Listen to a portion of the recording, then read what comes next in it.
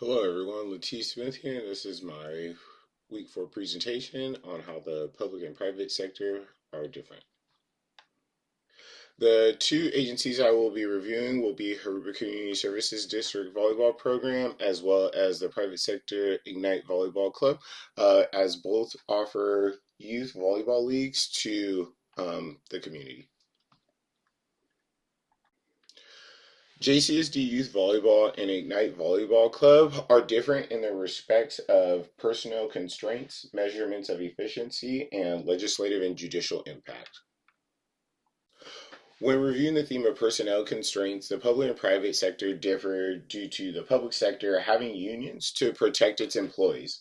It's also hard for the employees to either get hired, fired, or transferred as they have to meet minimum qualifications. Due to the union, it's hard to fire them, and upon transferring, they actually have to have the requirements due to the Pendleton Act. In the private sector, the CEO can fire, hire whenever they feel, and they can operate independently. When we review Max Weber, he says that in the public sector, there should be impersonal relationships amongst managers and employees. And in the private sector, the work environment is usually considered more like a family. So that's pretty personal.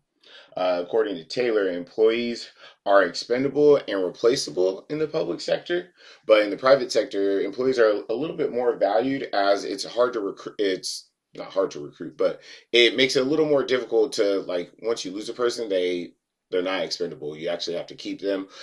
Losing them actually lowers your efficiency. According to Chester Barnard, formal channels of communication are needed in the public sector, and they are direct and short.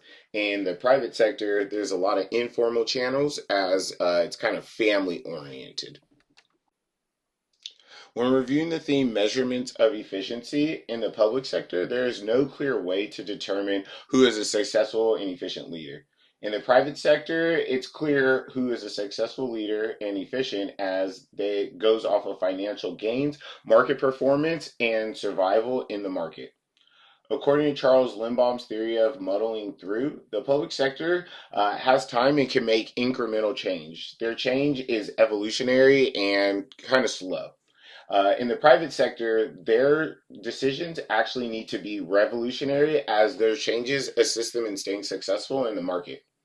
According to Herbert Simon's theory of rational choice, the public sector uses bounded rationality, meaning um, they make decisions, but it might not always maximize their utility. In the private sector, they actually use rationality with no bound as that affects their market performance. They have to always be on top and make the most of their opportunities. According to Merton, the public sector has a lack of flexibility due to systems that are created, and they continue to do things in a way that they've always done. In the private sector, they actually make spontaneous change as it'll propel them in the market. When reviewing the theme legislative and judicial impact, the public sector is constrained on how it is to operate administratively. In the private sector, the CEO can operate independently. According to Weber, in the public sector, rules and regulations are put in place to maintain consistency and accountability. In the private sector, items don't always have to be consistent and things are dynamic.